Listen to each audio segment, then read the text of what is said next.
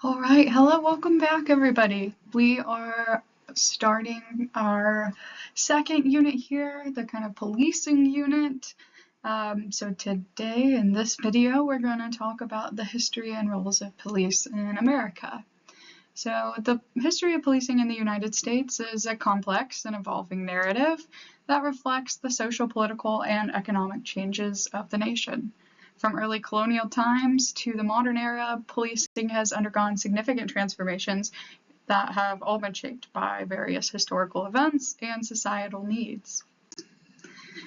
So if we go all the way back kind of to original police, our first really appointed law enforcement in America were constables, and their duties were dealing with everything from stray cattle and dogs to misbehaving children.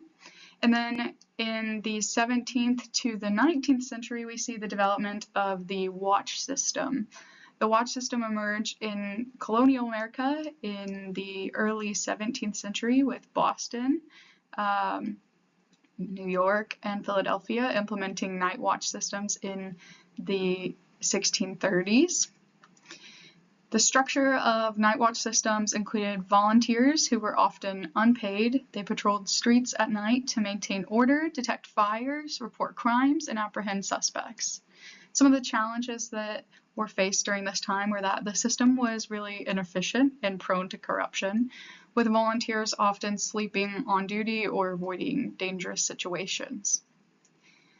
Then we kind of flash forward to the 18th and 19th century, where we see slave patrols being brought about. So slave patrols originated in the southern colonies in the early 18th century, with the first formal patrols established in the Carolinas around 1704. The purpose of slave patrols was to capture and return runaway slaves to their owners and enforce curfews and prevent slave revolts. These patrols significantly influenced the development of modern policing practices by introducing concepts of organized patrols and proactive crime prevention, but also established precedents for racial profiling and discriminatory enforcement of laws. So if we kind of look at our formation of the first police departments, we have Boston in 1838. It's the first American police force that was formally established, and that was followed by New York City in 1845. There was this kind of rapid expansion of police departments across the country through the 1850s. We see then kind of this development of or inclusion of politics into our policing departments, police systems. And then later on in 1857, so nearly 20 years after, about a decade after it was formed, the New York Police Department established, or New York Police established a detective unit, and then in Chicago in 1861, which kind of expanded the police functions beyond just preventative policing to investigative roles. So if we go through our eras of policing, we had, the very early stuff, including the first departments and slave patrols and night watch, right? And then we move into that kind of includes partially the political era of policing. So this was really the emergence of modern policing. It developed in the US in the mid-19th century, and we saw the establishment of more centralized and professional police forces. So thinking back to that previous slide with Boston and New York, those are kind of that beginning of our political era of police departments. So police departments were often controlled by local political machines, which led to, if you can believe it, corruption and patronage. So at this time, the duties of the police were to maintain public order, control labor unrest, and enforce morality laws.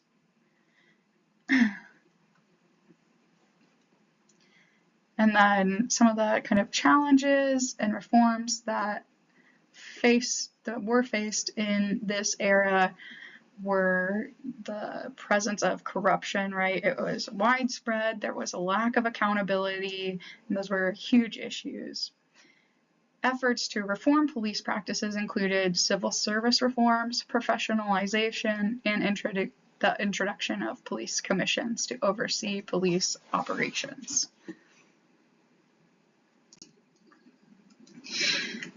Then we kind of move into the Reform era, which was occurring in the early 20th century, so about 1900 to the 1960s. We see it during this era kind of the centralization and bureaucratization of policing. So police departments became more centralized and hierarchical with clear chains of command and standardized procedures during this time. We see the introduction of civil service systems, which helped reduce political influence and corruption and promoted merit-based hiring and promotion instead. At this time, there was a focus on professionalization of policing, so they put an emphasis on training and education for police officers to enhance their skills and knowledge, and the adoption of, kind of looking over to technology here, the adoption of new technologies such as two-way radios, patrol cars, and fingerprinting improved communication, mobility, and crime-solving capabilities. We also see the police kind of move into this proactive policing, these strategies, right? So they're shifting from reactive to proactive policing, focusing on crime prevention and community engagement rather than just patrolling and intervening when something happens. So they're taking active steps to prevent crime. There's also the development of those specialized units to address specific types of crime, such as vice, narcotics, and juvenile delinquency, all occurring during this kind of reform era. Then in the late 20th century, so 1970s to now, we see the kind of community policing era. So the philosophy behind that is to engage in community engagement. So there's an emphasis on building relationships between police officers and the communities that they serve. They also are very into problem solving, so they're focusing on addressing the root causes of crime and disorder through collaborative problem solving efforts, both in their departments and the communities that they work in. For the implementation of community policing, it is decentralized. So we shift from the centralized hierarchical structures that we saw in that reform era to more decentralized, community-based policing models. We also see the emergence of collaboration with community organizations, local businesses, and other stakeholders to enhance public safety. Overall, looking at this graph, you can kind of see like the effectiveness of policing, right? For crime control, the reform era is a little bit better at crime control, but for literally everything else, the community area of policing was more successful at building community trust, solving problems, reducing fear, increasing the satisfaction of the community members, maintaining order, and preventing crime.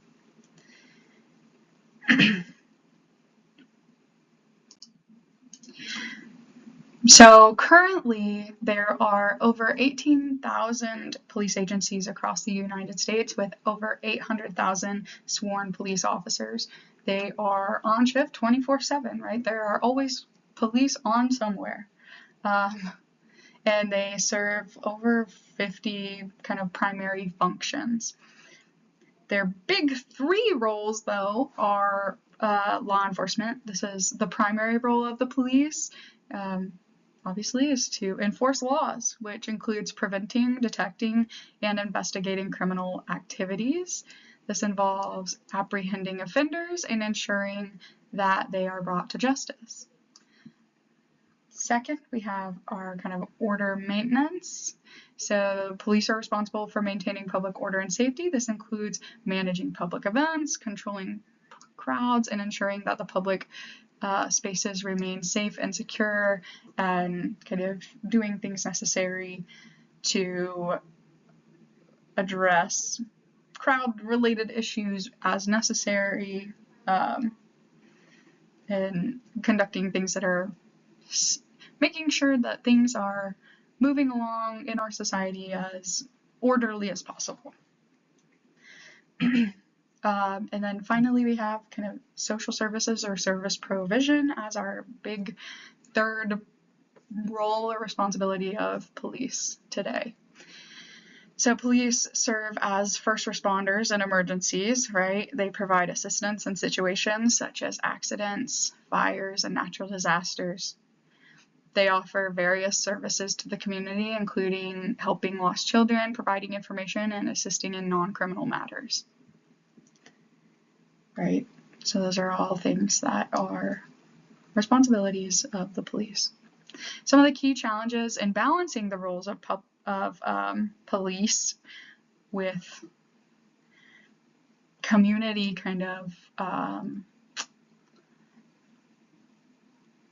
needs or wants. First, we have kind of public perception and trust, right? So when police are seen as primarily enforcing state power or exclusively doing law enforcement, especially in ways that appear unjust or oppressive, community trust is eroded. So restoring trust requires transparency, accountability, and visible efforts to prioritize community safety over punitive measures. There might be certain role conflicts in specific scenarios. So, for example, in protests, the police must protect public safety while managing demonstrations that may challenge state policies, right? There are systemic inequities. So, laws and policies may disproportionately target certain groups, forcing police to enforce regulations that exacerbate social inequities. Right. There are issues with resource allocation. So police departments often face competing demands, such as prioritizing violent crime reduction while responding to non-criminal calls for service. When the public calls, they expect you to answer, right? Whether it's for a violent victimization or for just a domestic kind of like an argument, right? You want the police to come handle your child because they won't eat their vegetables. All of those things can occur. So the combination of all of these types of factors can create some tension, right? And can be difficult when attempting to balance the roles of law enforcement, order maintenance, and social services, and also maintain relationships with the community. Okay, so finally here we have our modern kind of policing, or 21st century policing, and some of its challenges, or some of the things that are really exciting about it. So we have technological advancements, including surveillance, so increased use of surveillance technologies such as CCTV, body cams, and predictive policing software, all are kind of being integrated into policing. We have data-driven policing, kind of emphasis on that, and the use of analytics to inform decision-making and resource allocation. Along with this kind of integration of technology, including what I just mentioned, as well as what's here on the slide, like recruitment and retention challenges, the use of AI, or addressing cybercrime. There are challenges related to things like accountability, right? So we have ongoing efforts to improve police accountability and transparency, including using things like body cameras and independent oversight. There are pushes or calls for social justice, so like addressing issues of racial profiling, excessive use of force, and systemic bias within police departments, and that constant effort to rebuild trust with diverse communities worldwide or nationwide. And then kind of building trust and legitimacy through community engagement and reform initiatives. All right. So the history of policing in the U.S. is a story of adaptation and change, reflecting the evolving needs and challenges of society, from the early watch system and slave patrols to the modern era of community policing and technological advancements. Policing has continuously evolved to meet the demands of a changing world. Understanding this history is crucial for appreciating the complexities of modern policing and the ongoing efforts to reform and improve law enforcement practices.